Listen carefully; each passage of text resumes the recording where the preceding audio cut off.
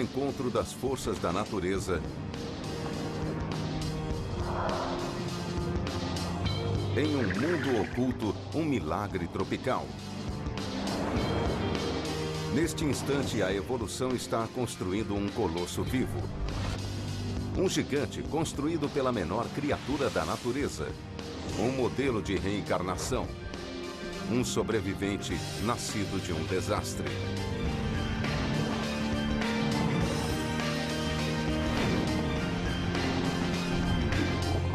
A Grande Barreira de Corais.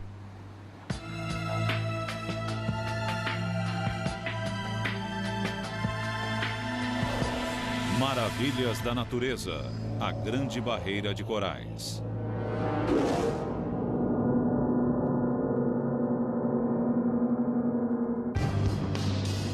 A maior estrutura do mundo não foi construída pelo homem, e sim pela natureza. Um recife de coral da metade do tamanho do Texas. Uma joia viva ao largo da costa australiana, tão grande que é visível até do espaço. E dentro dela, um aquário enorme como nenhum outro no planeta.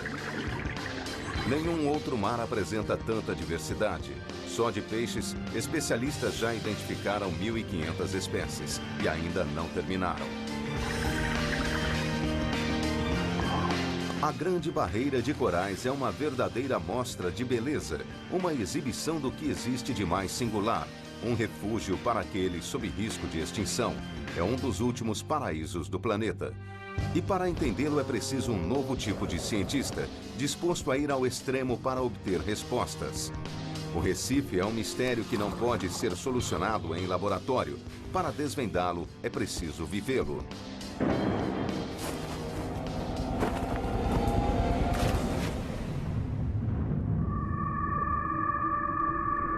A beleza nada lado a lado com a violência. Aqui os peixes têm a menor expectativa de vida do planeta. Contudo, o Recife é uma orquestra de viventes.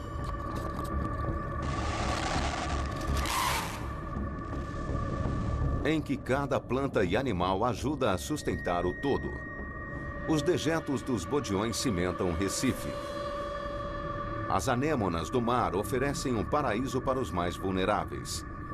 E até os assassinos têm o seu papel, evitando uma explosão populacional que destruiria este frágil ecossistema. A vida não só habita aqui. O próprio Recife é construído por um de seus menores inquilinos.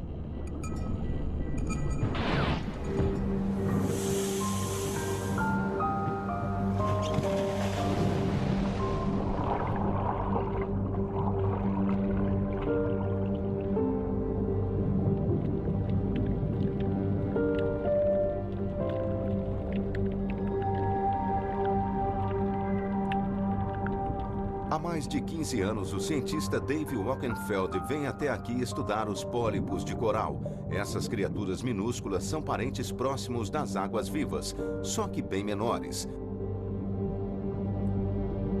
Elas não possuem um só osso no corpo. Contudo, há 500 milhão de anos, são insuperáveis operárias da natureza, verdadeiras arquitetas de labirintos de calcário.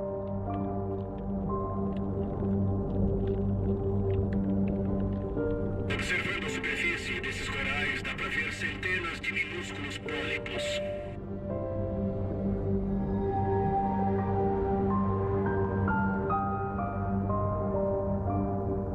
E cada pedacinho deste Recife viveu uma odisseia para chegar aqui.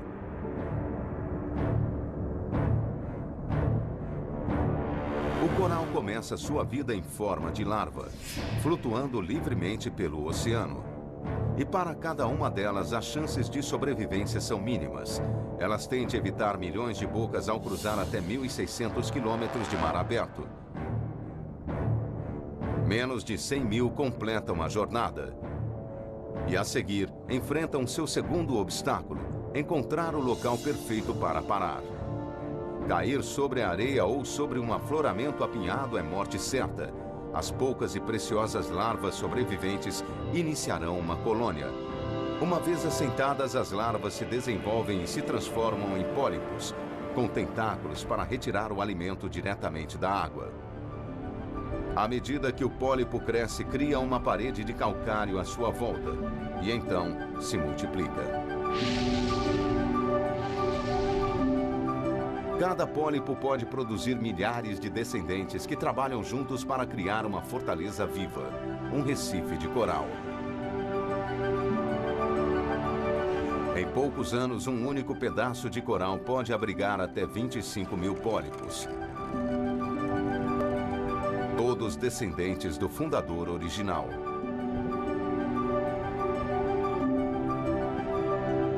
Essas criaturas vivem em passo rápido, mas nem todas morrem jovens. Muitos corais que ajudam a construir o Recife vivem somente alguns anos, mas outros, como indivíduos, chegam aos 1000 anos ou mais. Esses animais são tão antigos quanto qualquer outra planta ou animal do planeta. Eles são incríveis.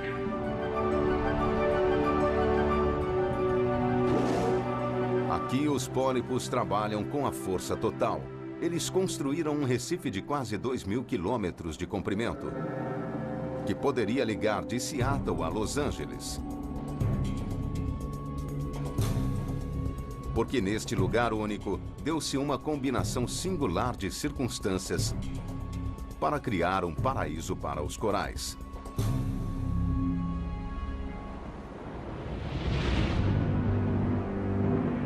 Todo o Recife está alojado sobre uma borda parcialmente submersa da costa australiana, conhecida como plataforma continental.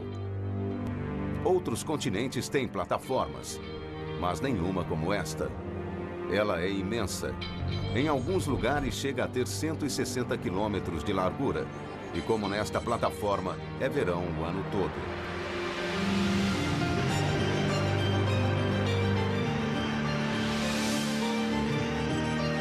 E a maior parte dela é rasa.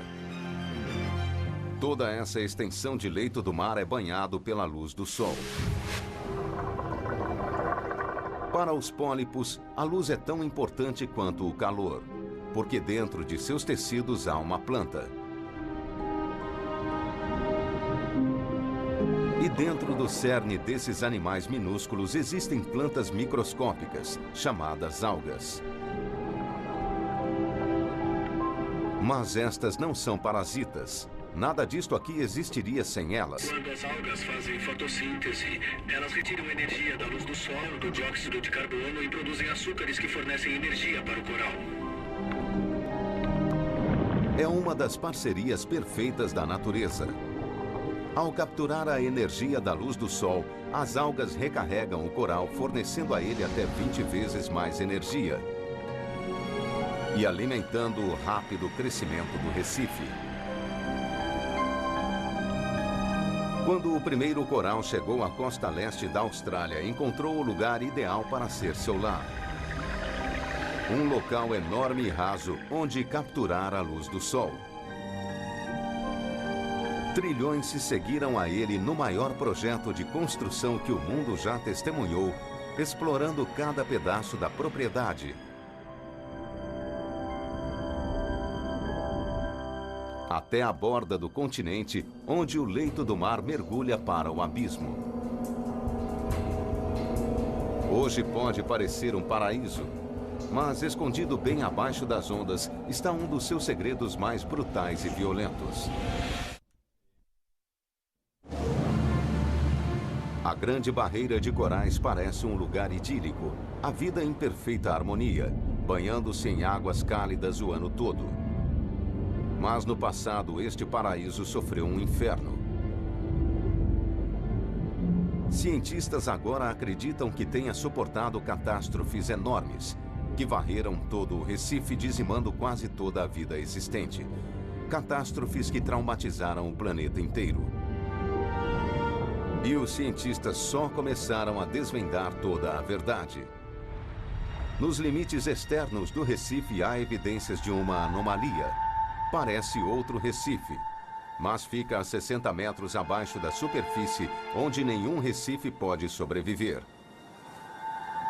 Ninguém jamais colheu uma amostra dele. O geólogo Jody Webster será o primeiro a fazê-lo.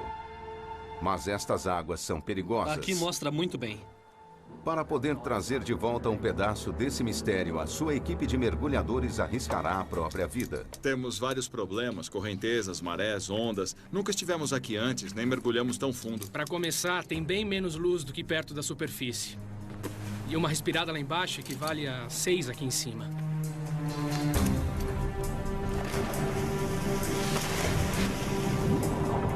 Ele só tem 25 minutos de tempo de mergulho e só a descida até lá levará 10 minutos. Tudo bem, Chico? Sim, tudo bem. Descendo agora.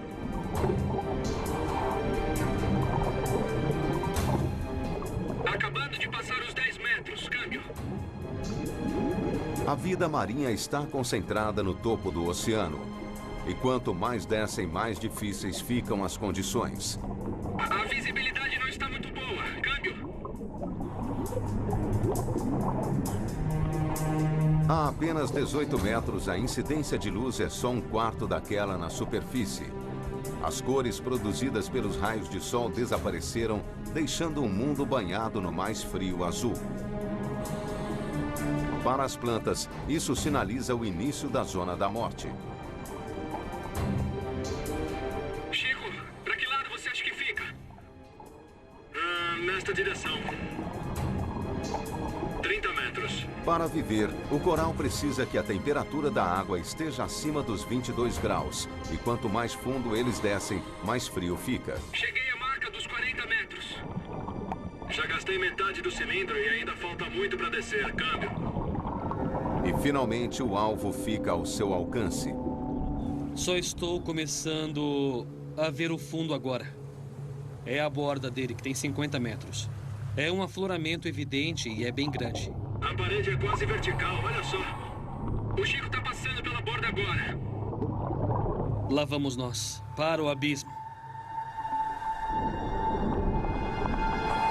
A 45 metros, eles estão entrando em um mundo onde os corais duros não conseguem sobreviver.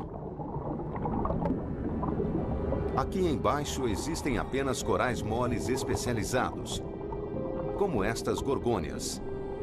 É a última fronteira de vida no Recife.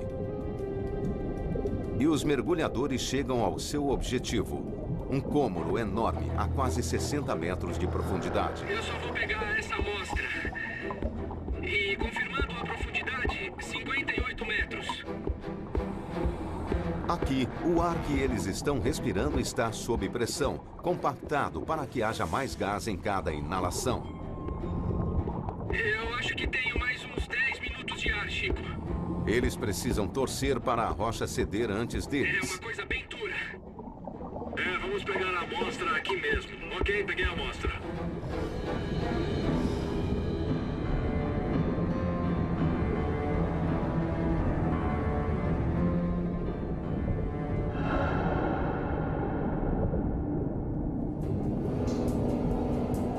Restam-lhes poucos minutos. Eles precisam levar a amostra para a superfície.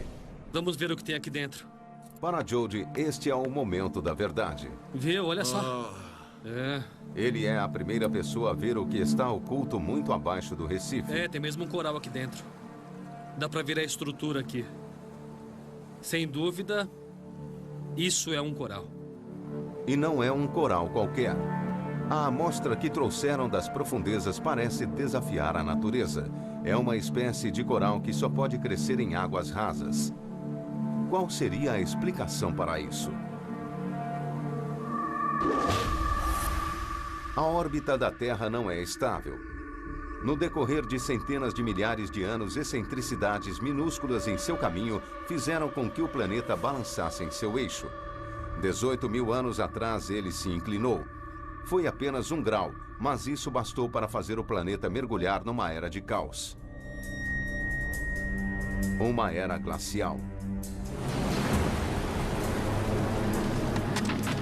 As calotas polares começaram a se expandir agressivamente, sugando água para formar placas de gelo enormes. Em cada canto do mundo, o nível dos oceanos baixou e o mar raso na costa leste da Austrália desapareceu por completo.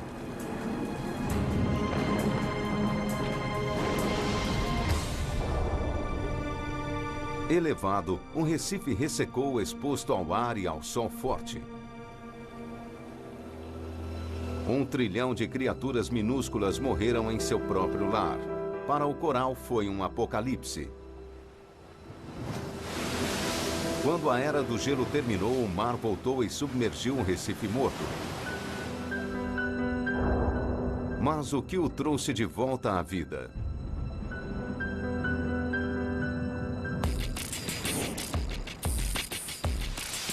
A resposta está nos limites externos do recife.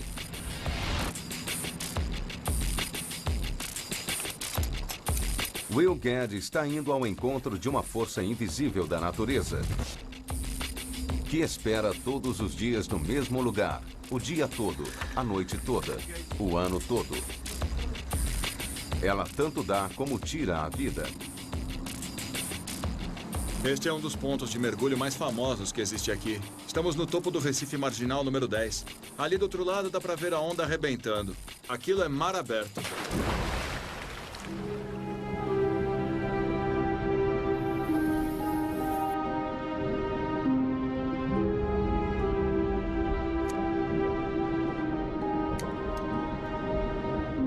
Aqui embaixo flui uma correnteza monstruosa.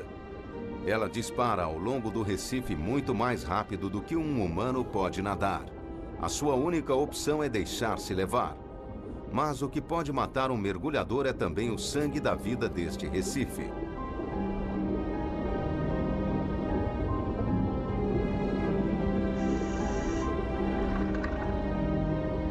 Chama-se Corrente Leste Australiana e é o segredo de como a Grande Barreira de Corais ressuscitou dos mortos. Ela tem mais de 160 quilômetros de largura, 460 metros de profundidade e carrega para o sul cerca de 30 milhões de toneladas de água por segundo, 2.000 vezes o fluxo do rio Mississippi. Ela carrega um suprimento constante de larvas de coral de outros recifes em outros oceanos, prontas para reparar quaisquer danos que o coral tenha sofrido, por maiores que sejam.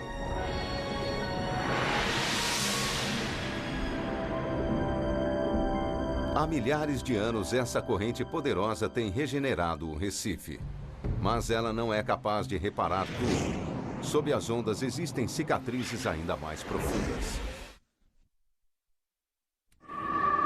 O maior recife de coral da Terra abriga uma diversidade surpreendente de espécies marinhas, algumas das quais não podem ser encontradas em nenhum outro lugar no planeta. É um verdadeiro panorama de formas estranhas e cores vivas, onde até o exuberante peixe mandarim pode se camuflar. Esses jardins de coral são o lar de répteis blindados e de assassinos mais discretos. O cono e o polvo de anéis azuis. Delicado, gracioso e com veneno suficiente para matar 2 dúzias de pessoas. E mais no alto pairam gigantes, raias jamanta e baleias mink. É o ecossistema mais diversificado conhecido pelo homem, mas este mundo era muito diferente. Onde hoje nadam peixes, voavam pássaros e toda esta floresta de coral já foi um emaranhado de árvores e arbustos. E este homem pode prová-lo.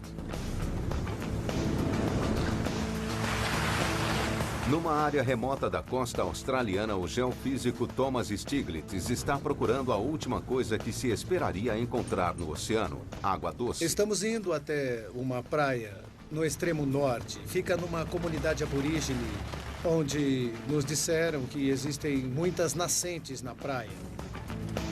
Bom, se existe água lá, de onde viria essa água e como ela chegou até lá?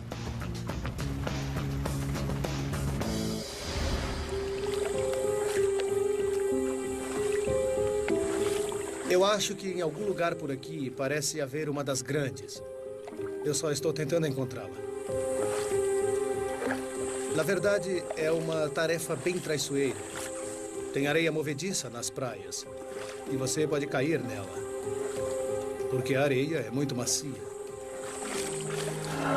Aqui está. Encontrei, eu acho. Uma nascente. E o que sai daqui é água doce, que pode ser bebida. Está vendo essa coisa borbulhando aqui? Os antigos moradores deste lugar chamam de Buyurbindi, água doce no oceano.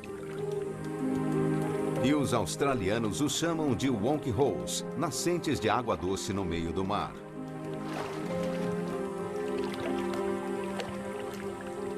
E é mesmo uma sensação esquisita. Quando se está no meio do oceano, pensa que com isso toda a água aqui deveria ser salobra, mas não é.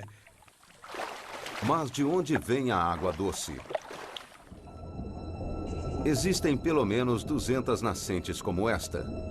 Algumas têm até 18 metros de largura e outras podem ser encontradas até 30 quilômetros mar adentro. A pista para sua origem está em sua localização. Elas são encontradas do outro lado dos deltas de rios, pois escondidos sob a superfície existem rios subterrâneos muito remotos. É uma evidência de que em algum momento no passado, onde a grande barreira de corais existe hoje, não havia água, era tudo terra. Hoje, sob a superfície, existem canais que levam água doce para o mar. Esta rede oculta foi criada durante a última era do gelo. Todo este lugar foi transformado. O nível do mar caiu em 130 metros e apenas os rios fluíram pelas terras recém-criadas. Eles transformaram o leito do mar em uma paisagem verdejante onde árvores e arbustos prosperavam. Essa transformação surpreendente aconteceu 6 ou 7 vezes só nos últimos 150 mil anos. Este é o alter ego da Grande Barreira de Corais. Um mundo que veio e se foi a cada era do gelo. Surpreendentemente, a aniquilação fez bem para este Recife. Cada vez que o nível do mar sobe novamente, o coral constrói uma nova camada em cima dos detritos do Recife antigo. É um nível a mais nessa cidade de calcário. Assim, a cada extinção, o Recife acabou ficando ainda maior. Mas as nascentes submarinas jamais ficarão totalmente cobertas, porque o coral não é capaz de crescer na água doce. Elas permanecerão como um lembrete indelével das vidas passadas do Recife.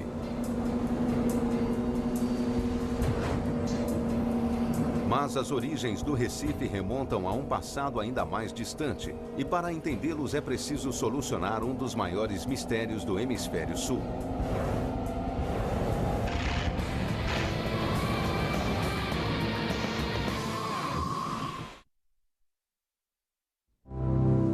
É preciso um conjunto singular de circunstâncias para construir algo do vulto da Grande Barreira de Corais. E a mais importante delas é a localização perfeita. Todo este Recife está nos trópicos. E isso é sinônimo de águas cálidas e sol forte o ano todo.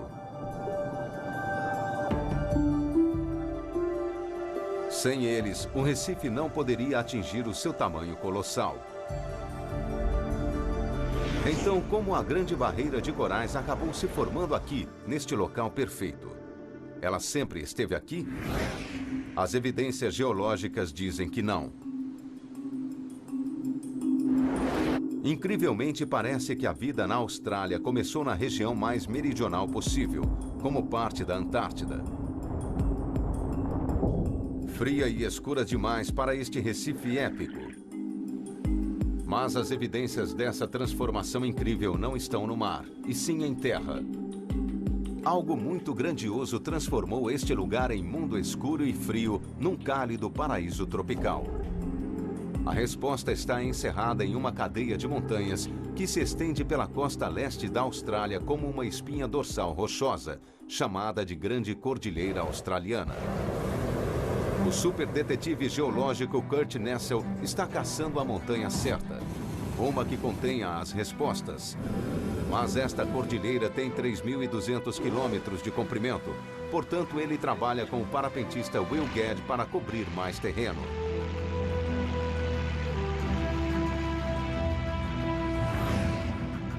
Kurt está procurando este cume espetacular. Chama-se Monte Warning e teve um passado violento. Como todas as montanhas nesta cordilheira, ele foi um vulcão ativo.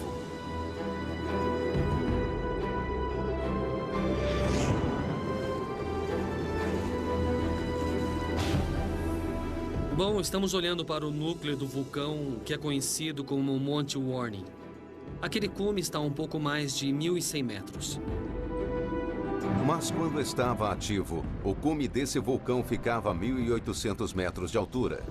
Milhões de anos de ventos e outros elementos climáticos o desgastaram.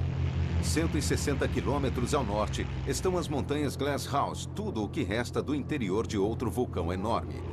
Para entender como a Grande Barreira de Corais começou, eles precisarão de amostras dos cumes das duas montanhas. Mas esta tem cerca de 460 metros de altura.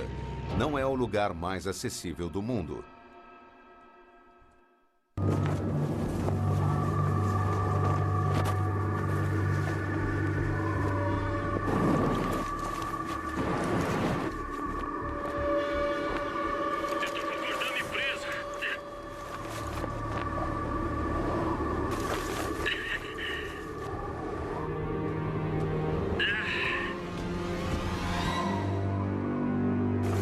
Depois de retomar o controle do parapente, a busca pode começar. Essa é a nossa missão, as montanhas Glasshouse. O tempo erodiu tanto este vulcão que ele está irreconhecível. Tudo o que resta é o núcleo de lava que um dia estava ativo no vulcão. Ele se esfriou e formou este pináculo de rocha, e suas fendas servem de bom apoio para as mãos.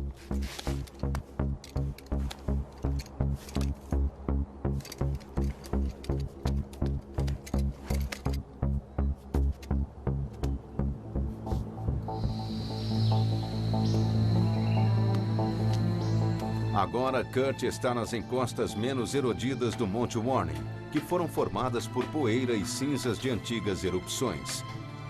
Mas não é disso que ele precisa. Ele está procurando por uma amostra de lava intocada. E a acaba encontrando bem no alto do Monte Warning. A rocha, como você pode ver, está muito desgastada. Mas a maior parte dela em si e os cristais no seu interior ainda estão intocados. E são datáveis. Toda lava tem uma assinatura química que revela aos cientistas a sua origem e a época em que esteve ativa. E quanto mais alto no antigo vulcão, mais intocadas as rochas. Elas são as últimas evidências existentes da erupção que criou este vulcão há mais de 23 milhões de anos. E somente elas poderão revelar toda a sua dimensão.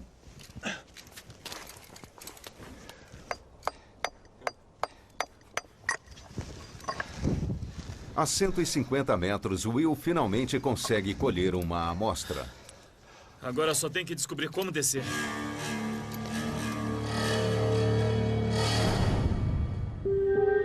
Uma análise das rochas da montanha Glasshouse e do Monte Warning revela algo surpreendente. A lava contida no interior destas duas montanhas, distantes 160 quilômetros uma da outra, tem a mesma origem. Como é possível? A resposta está num fenômeno geológico incrivelmente raro. Muito abaixo da Austrália, no interior derretido da Terra, existe um hotspot, uma área misteriosa composta de rocha liquefeita. Ele é quente o bastante para deslocar a lava fresca até a superfície. Mas há algo muito especial sobre os hotspots. Algo que permite a eles revelar a história do passado da Austrália. Porque os hotspots não se movem, mas os continentes sim, e deslizam por sobre eles. Esta cordilheira é um registro dessa movimentação.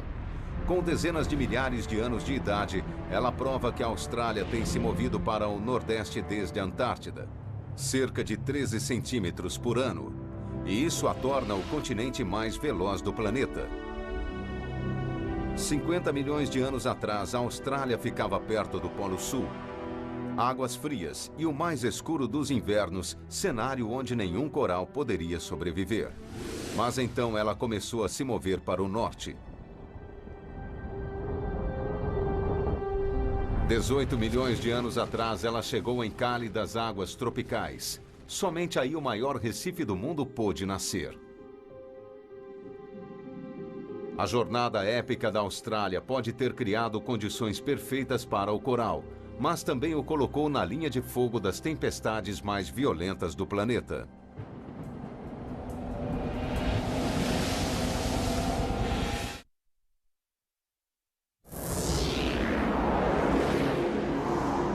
Durante milhares de anos, as condições que criaram o maior ser vivente do mundo estiveram em perfeito equilíbrio. Até mesmo os elementos locais trabalham em harmonia para criar o Recife. Localizado nos trópicos, o Sol atinge a água em um ângulo tão preciso que praticamente nenhum calor é refletido. Ele é todo absorvido pelas cálidas e férteis águas. Mas nem tudo aqui é tão benigno. Algumas das forças mais brutais da natureza atuam neste mar. Vindos do oeste, os ciclones acumulam força enquanto viajam velozmente pelo Pacífico. Mas o Recife descobriu uma maneira de se proteger.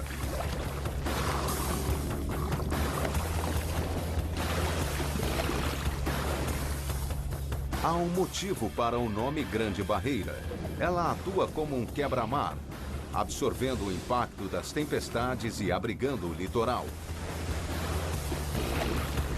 É a primeira linha de defesa da Austrália contra a fúria do oceano, protegendo não apenas o Recife, mas todo um continente.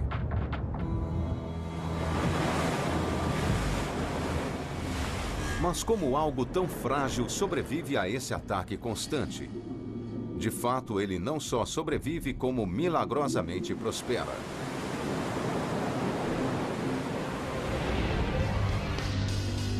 Aqui, as ondas agem como incêndios florestais, varrendo o Recife e levando afloramentos antigos. O coral morto ou moribundo é removido e abre-se espaço para a vida nova. E o movimento das ondas leva para longe a areia e o lodo que poderiam sufocar os corais. Essas ondas destrutivas fazem parte do ciclo de vida do Recife, tanto quanto os animais que o habitam e os corais que o formam.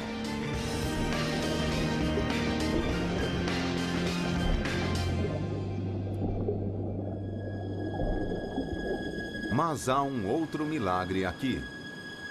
A 160 quilômetros da costa, no meio deste imenso mar plano, de repente e sem nenhum aviso, terras surgem do meio do nada.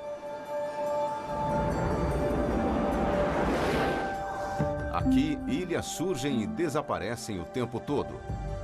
Mas o que as cria? Esse processo mágico é mais facilmente visto do ar.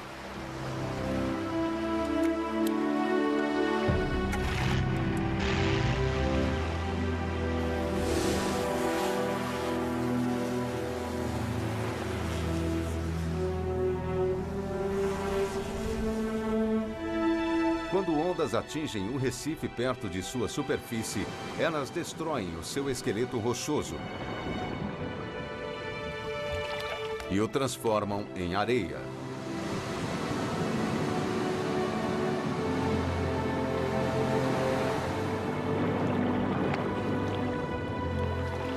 A areia vai assentando uma camada após a outra até que finalmente emerge uma ilha.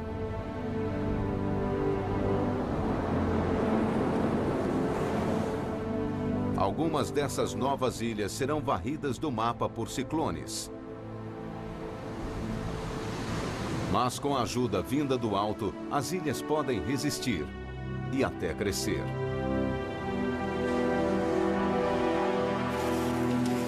Como uma estrada com poucos locais para descanso, a ilha embriônica torna-se um paraíso para os viajantes. Estas aves deixam sementes em seus excrementos que acabam se tornando plantas, dando coesão à areia da ilha e protegendo-a do poder destrutivo das tempestades.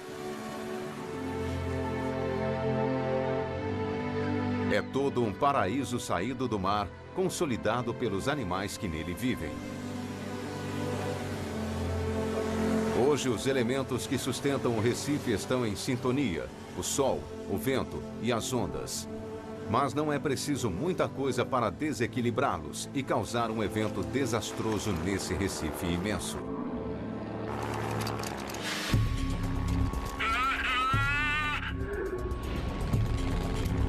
E isso pode acontecer antes do que se imagina.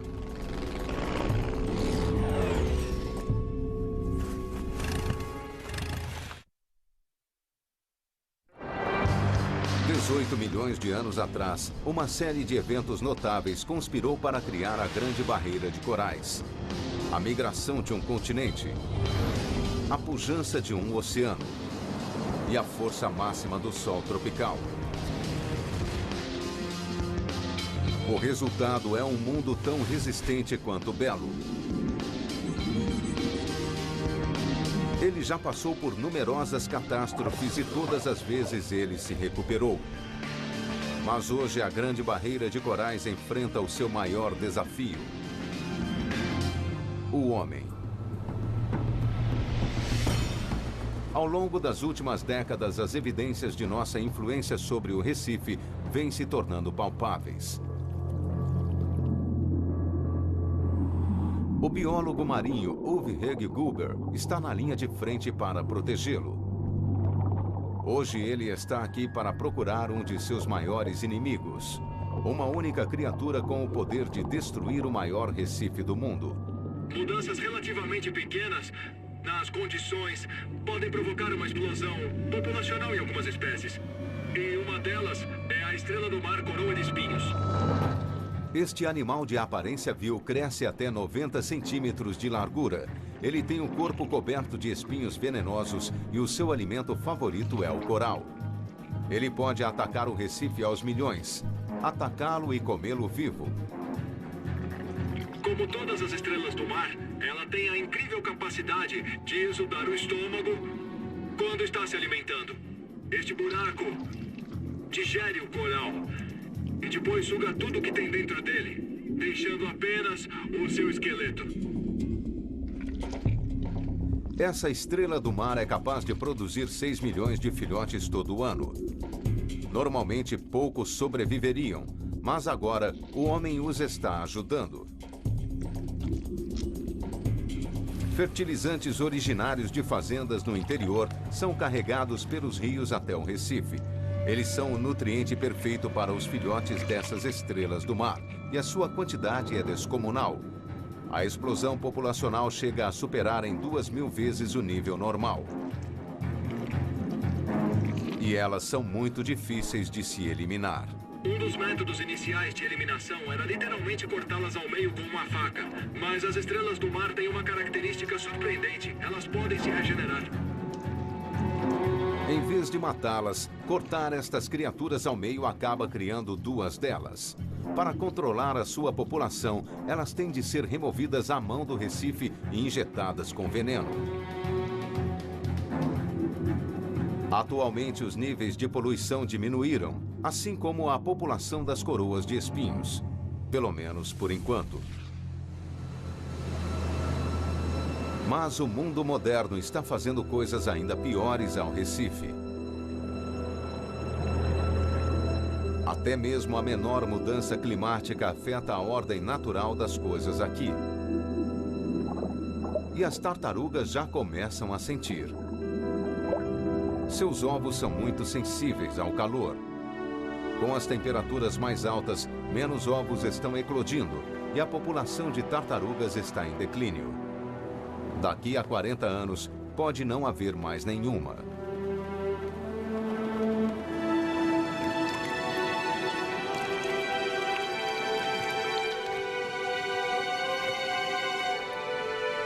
E o próprio coral corre grande perigo, porque a temperatura da água é uma questão de vida ou morte. Uma mudança de apenas 1 ou 2 graus pode extingui-lo. Mas os cientistas estão descobrindo que o coral não é totalmente indefeso. Ele tem um mecanismo de proteção inacreditável. Se a temperatura fica muito alta, o coral responde e tenta mudá-la. Ele segrega uma substância química invisível que flutua acima da superfície da água e ajuda a promover a formação de nuvens, que fornecem sombra nos dias mais quentes. É um mecanismo surpreendente, mas que aparentemente vem sendo sobrepujado. Recentemente, o coral tem dado sinais de não suportar mais.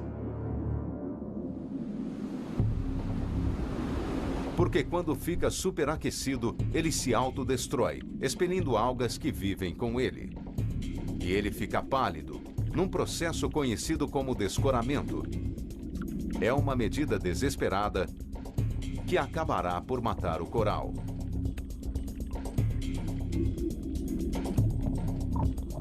Portanto, UV monitora o Recife constantemente para ver quais corais correm risco. Não adianta usar este instrumento nesses corais, porque eles estão mortos. Um aumento de apenas 1 ou 2 graus na temperatura acabaria com praticamente todo o coral da Grande Barreira. E essa mudança pode ocorrer nos próximos 60 anos.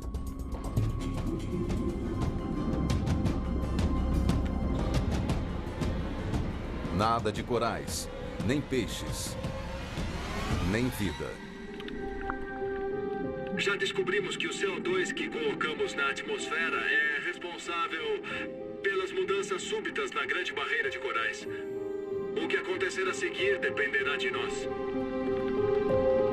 E este não é o único efeito do aquecimento global. À medida que os níveis de dióxido de carbono aumentam na atmosfera, os níveis de acidez do oceano também aumentam, dissolvendo os corais vivos.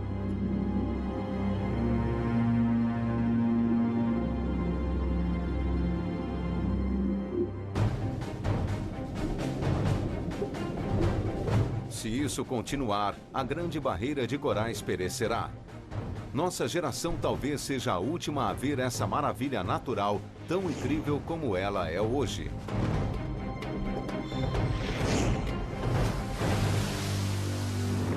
No entanto, se existe uma coisa que o passado nos ensinou, é que o Recife sempre se recupera. Mas a grande questão é, estaremos por aqui para ver isso? Versão brasileira, DPN Santos.